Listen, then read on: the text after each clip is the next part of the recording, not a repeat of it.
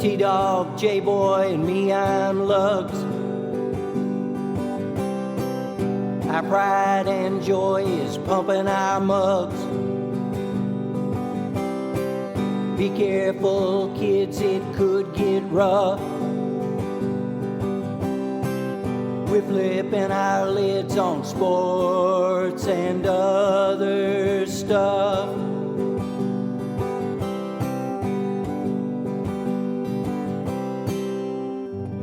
Welcome to Sport Weasel Central. I'm Lugs. I'm J-Boy.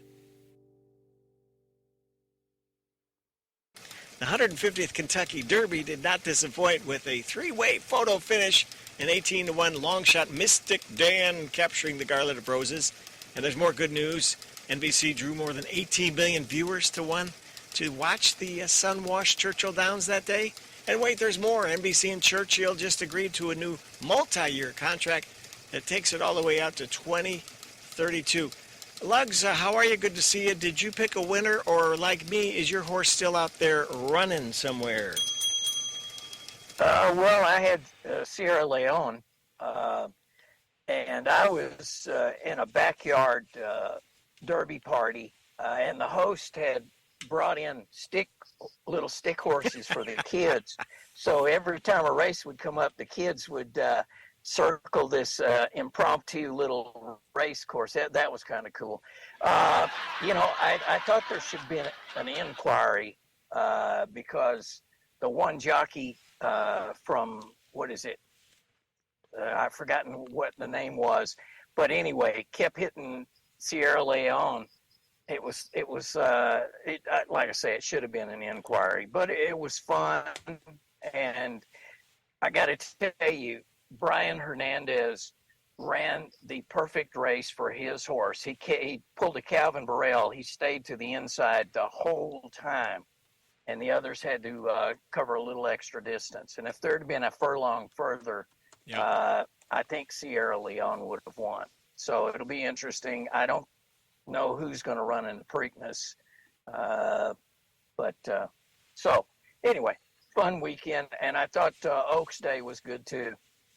Forever Young is the horse you're talking about. And yes, the jockey actually has been summoned to the Kentucky Racing Commission, but no outcome has been released on that yet. For a film review is what they called it, that altercation you're talking about, where the jockey puts his hand on Sierra Leone from Forever Young. Forever Young. Wasn't that Rod Stewart? Forever. All right.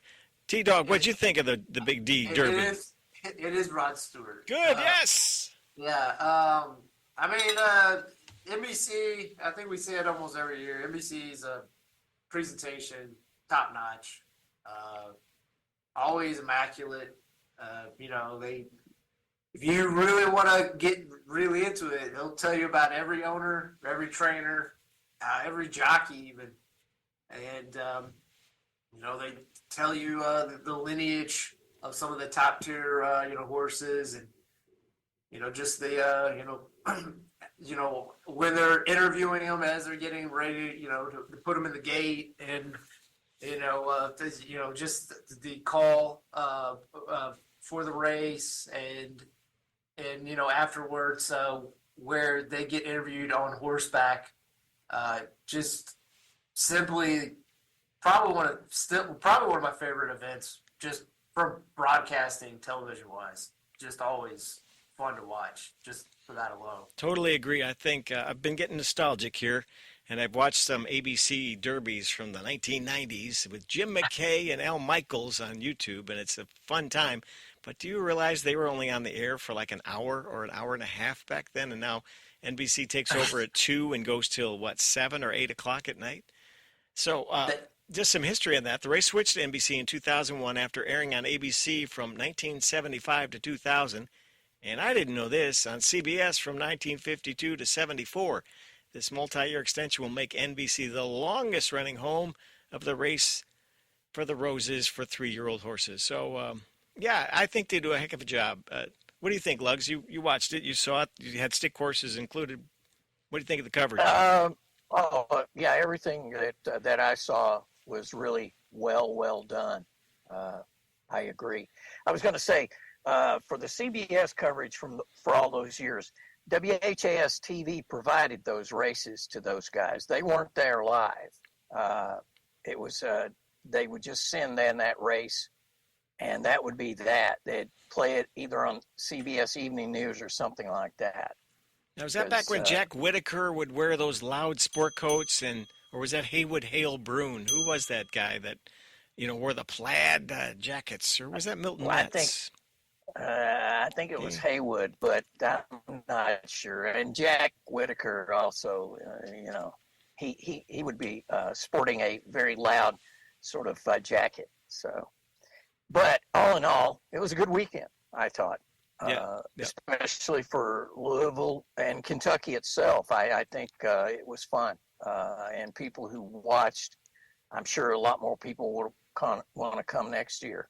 And NBC's basically taken over the week because of NBC Sports and all the gambling outlets. So it's much more than just Oaks and Derby now. Agreed. And I was going to tell you guys, I was driving home Oaks night after being out after the race, and WHAS Radio played back the full broadcast of Secretariat's win in 1973 with Kaywood Ledford on the call, Milton Metz on color, and I got to say, and I'm kind of callous, but it gave me chills to hear that as it happened. And here's the thing, Kaywood Ledford had no idea that he was calling history. He knew it was the fastest Derby ever, but he didn't obviously know what was about to transpire with Big Red Secretariat in the weeks to come. So it was very, very cool. Yeah, and that record still stands. It sure does. So, it sure does. Pretty amazing. Okay. Also, I was going to say during the week, or that the Tom Brady roast. Yes, let's go. I enjoyed that a lot. I mean, Edelman had one of my favorite moments when he jumped on Bill Belichick by doing Bill Belichick to Bill Belichick, saying that Belichick would always go, "You're fucking playing like Foxborough High School." And Edelman said, "You couldn't get the job at, Foxborough High School," or whatever he said. It was like one of the great moments. Did you watch it, T-Dog? I missed it. I haven't watched it yet. I did. I heard some people talk about it. I mean, again, I don't have Netflix. I'll probably find a way to watch it, hopefully legally, at a friend's house. It's probably good. Again, if anyone can take a roast, it's Tom Brady. I mean, he's had a very great life. So if anyone should be able to take a little one or two jabs, I think Brady should be okay. And the parts I would really like to see, I asked Lugs if he saw it. I wanted to see the exchange between Robert Kraft and Bill Belichick. Ooh, wow. Ouch. It was actually pretty warm. I was expecting, some fireworks, and they played it down. I mean, there are a couple of laughs, but yeah. They're great actors then, because there's no way either one of those guys. I mean, Robert Kraft, that Apple Dynasty thing was a total hack job on Bill Belichick that Robert Kraft funded, and he supposedly had blank not allow him to get Falcons, so they could be chubby on stage, but I'm sure Belichick wasn't too pleased. Also, I find it very weird. The other thing to come out of that was Jeffrey Ross, who is a roast master. He made a joke about a massage parlor about Robert Kraft. Ooh, wow. It was Robert Kraft's background. Yes. And Tom Brady got up and got mad. He's like, "Come on, man." He put himself in that position, and it's a roast. Everything's fair game. Yeah. So I know he's married now, but it's too bad. I mean, he was he got caught going to massage parlors for a very deep tissue massage in the lower area, essentially. So. Okay. Oh, yeah. Indeed. Well, and another moment. Speaking of marriage, Drew Bledsoe was up, and he was saying, I was replaced, but I was the number one pick, and I have been married to the same woman for 28 years. It was like, Wow. all right. Wow. Drew, you go, Drew. So, D-Dog, wait a minute. Did Kraft keep Belichick from being hired by Atlanta? Is that what I heard you Did intimate? we not? Did we not go over this? Yeah, like it's been noted that Wow. he essentially told Blake that you don't want to hire that guy. Wow. Like the guy that won your franchise 6 titles with Tom Brady. Again, I'm not taking away from Tom Brady or Skarnecki or a lot of the brain drain in the front office that was lost. Yeah. And it was not just Belichick or Brady. There were other key cogs that were there for primarily most of the dynasty. Most of them were either like odd kind of coaches that most people never heard of, or I forget his one friend who was one of the guys who helped usually build the rosters. He was kind of like his kind of like lieutenant, but they all had a part. But like I don't know, I just find Robert Kraft. It's interesting. A lot of these owners are, in the twilight of their lives, and it's interesting to see how all of them are taking it at times slightly differently. Yeah, that's true. We can get on to that at a different time. I don't want to eat up all the time on that, but I'm just saying, Kraft, and again, I know he owns the team. He hired Bill Belichick, so he should get credit. I'm not trying to take him out of the dynasty, but mainly it was Brady and Belichick. And like I said, a few other guys who were there essentially for the whole time. Obviously, Julian Edelman was there for parts of it. Gronk were there for parts of it. Deion Branch was there for parts of it. Troy Brown. A lot of good Richard Seymour, a lot of great players. But, like, there's only a few that were there for all of it. But for Robert Kraft to, be is kind of shitty, I'll use the term shitty. I find it kind of ridiculous. Like the man made New England one of the premier teams in the NFL. In the world, probably. Brady and Belichick. Yeah. Before that, they were an also ran team. Absolutely. So, with poor ratings and nobody watched them. For a long time. Very long time. And also, you think about this, like, how does that help you? I mean, who wants to, hopefully their coach works out now because he was an intern or hire. Because who wants to work for a guy who ran down one of the greatest coaches of all time? I have a friend who's from Boston, a neighbor, and he's a little bit older than me, and he grew up in New England. And you got the New York Giants on TV. You didn't get the Patriots because they stunk. And whoever bought the Patriots bought them for like $300,000 back in the 60s. And no, you got the Giants games piped into New England and Boston because nobody wanted to watch the Patriots. And they played in like Fenway Park. They played at Boston University. They had no place to go. And you're right, they turned into one of the great franchises, probably in all of sports now. And again, I think Jared Mayo could be good. I don't want to try to shit on Jared Mayo, but even like Jared Mayo has said, and I get it, like you're trying to change the culture, but like saying, kind of like saying snide things about like Belichick. And look, I'm not saying his thing didn't run its course. We saw it with Bobby Knight. We've seen it with other coaches where their culture thing obviously had a lot of success, but at a certain point, people tune out. I'm not saying that it happened, but there's no reason to take pop shots. Just, talk about what you're going to do, not what it used to be like. Right. Just focus on what you're going to do. And again, Robert Kraft could have taken the high road, and, maybe if Mayo doesn't work out, you'd get another good high-level coach. I'd be weary to work for Robert Kraft after that. Like, I mean, if you're going to take down one of the best coaches of all time, I mean, who's to say you're not going to shit on anybody else? So egos are egos. That's right. Lugs, you got any sports of yesteryear this week? Yes, sir. All right, let's roll with that, and we'll come back, talk about some more NFL news after this little break from sports of yesteryear with our man Lugs.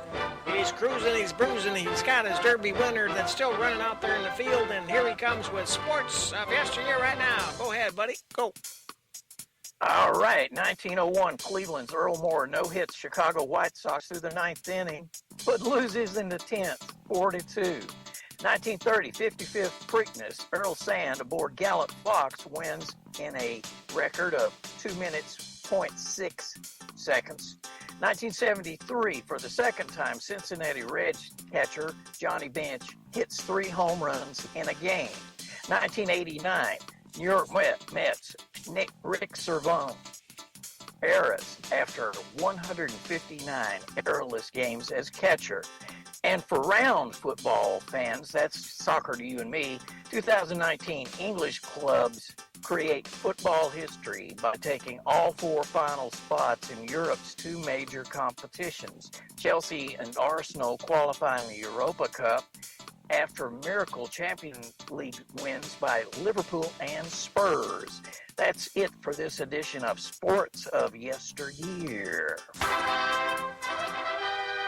Yes, sir. Lugs, did you ever see young Johnny Bench play? Not in person. I vaguely remember him on TV. Yeah, he invented, pretty much invented the position, one-handed catching to protect his bare hand from getting hit by foul balls. Pretty ridiculously talented dude. Yeah, it's strange. I remember Sparky Anderson smoking during the national anthem. In the dugout, probably, right? In the dugout. Yes, He's sir. over in the corner. That stayed with me. And I guess Joe Morgan, a couple of plays of him out in the field. Joe Morgan had that batting stance where he kind of flapped his elbow like a chicken wing. Remember that? That was kind of his trademark. Everybody can mimic that. T-Dog, did you watch the Big Red Machine? You're probably a little too young for that sitch. Yeah, I did not. Yeah, that was some good stuff. They were the real deal. Okay. Other NFL news and notes. Lugs, you had some thoughts, I think, this week, and I know T-Dog, you probably do too. I was just, it seems that Atlanta getting Michael Penix is still a story that's being bandied about in national press. And my answer is what it's always been. Let's be honest now. The bridesmaid has made a lifetime worth of money. In fact, he's made more money, $400 million. He's made more money in football salary than Tom Brady. Think about that. Kirk Cousins more money. Cousins, yes.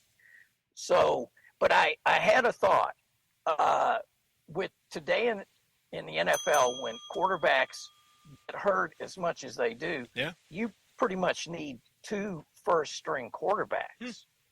So maybe Atlanta has the new model is out in front of the curb, in case somebody gets hurt. Like an Aaron Rodgers situation. That's a good point. That's excellent. But yeah, what do you think, T-Dog? What do you think of that? A few things. It's been brought. I even think Terry Fontenot, the GM, kind of brought up like, well, look how well it worked with Aaron Rodgers to Jordan Love, and that's true. Yeah. But here's the big difference. Aaron Rodgers had already been with the team for 10 plus years. Looked like his play was on the way down. He was kind of, ruffling feathers and kind of like not really gelling with the, elements of the building of Green Bay. And they have a history going back to Aaron Rodgers and Brett Favre. Like, this is how Green Packers operate. This is their way of doing things. Mm-hmm. And Jordan Love, when he came in, was, probably 21 or 20, 21, 22. Yeah. Like, he was a younger guy. Yeah. So here's the different factors. So essentially, Cousins is Aaron Rodgers. Aaron Rodgers was there 10 plus years, like I said. Kirk Cousins was signed with the team for 5 weeks before they decided to draft Michael Penix. Michael Penix, who I like a lot, I believe he's only 5 months older than Jordan Love, who just finished his first year starting. True. Where, the second half of the season he emerged and he got playing reps, but behind Kirk Cousins, he might not get playing reps for at least 2 years, where he'll be close to 26 or 27 years old. Thank you. COVID extra year, right? In football, extra COVID year eligibility. Some guys are playing 5 and 6 years. Yep. I'm sorry. I've got to do a hot take here. Hot take. I don't think Cousins will last the season. Thank you, Mr. Know-It-All. What? You don't think it'll last the season?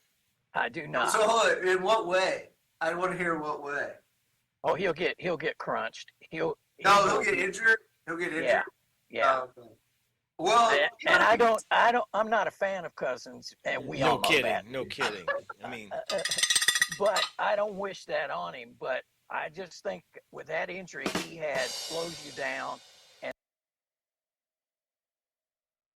so well, that's not good to hear because Atlanta's offensive line is way better than that of the Jets, and Aaron Rodgers had the same injury. So that's not great to hear at all. Well, regardless if he gets injured, how that contract I believe is set up, he's on that roster. Whether he's literally on the roster, or if they do ship him out second year, he's getting paid that second year. 100 mil, baby. 100 mil, right? Yes, that's guaranteed. Yep. Yeah, and again, I'm not saying that Lugs, you don't have a point where you maybe put a higher priority on backup running back. I think there is some validity to do that, where you lose, not you personally, but where they lose a case because they made the pick. You're taking a backup quarterback with the 8th overall pick. That is not good roster building. That is poor roster building. Look, I mean, maybe neither of us is the biggest Spencer Rattler fan, and maybe Spencer Rattler doesn't turn in anything, but drafting Spencer Rattler in the 5th round is much better use of trying to get like a guy who maybe never turns into a great player, but like I think he could function as like a solid backup. Like that's what you want, like someone who can maybe keep the trains on the tracks, like Gardner Minshew, where currently Gardner Minshew is probably going to be the starter for the Raiders. I get that, and this is where Terry Fontenot really, really doesn't get the pass on this. Since Terry Fontenot was there, they have taken a tight end in the top 10. And then look, I still think Kyle Pitts can be great. It's not that I don't think Kyle Pitts has the talent to be possibly one of the best players. But he's a tight end, right?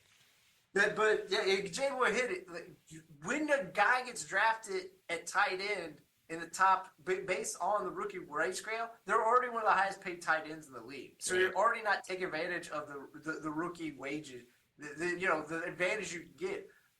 Look, as great as Bijan Robinson is, Bijan Robinson's a running back. When you draft him in the top 10, he's already one of the top 5 to 6 paid running backs in the league. Right. You're not taking advantage of, you could say, oh, they're taking advantage of it with the quarterback now. No, they're not.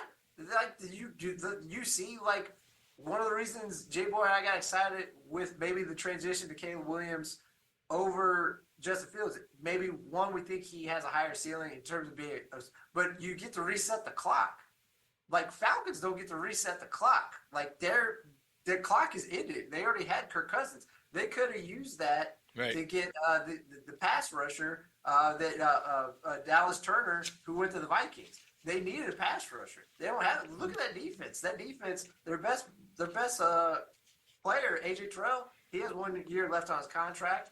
And they have a Grady Jarrett, a good pass rusher. He's in the twilight of his career. I don't know how many, if he has multiple years at a high level going forward. Not very good fiscal management, checkbook management. Come on. That goes back to the Cousins deal. That was not physically sound, Well, for him it is. No, for him.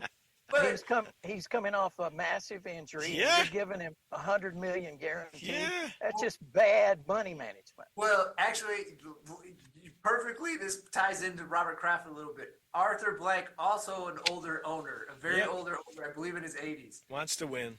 The last 2 years under Arthur Smith, where he's like, I could get it done with Derek Ritter, and the year before that, I could get it done with Marcus Mariota. Arthur Blank is like, I'm done with this. I'm not only going to get Kirk Cousins, I'm also going to draft a top 10 quarterback. Our teams might not be great, but we're not going to have crappy quarterback play for 2 full seasons again. Like, we're going to have above average quarterback play. I'm done with seeing that. I don't know how many times around the sun I have left. I can't face that anymore.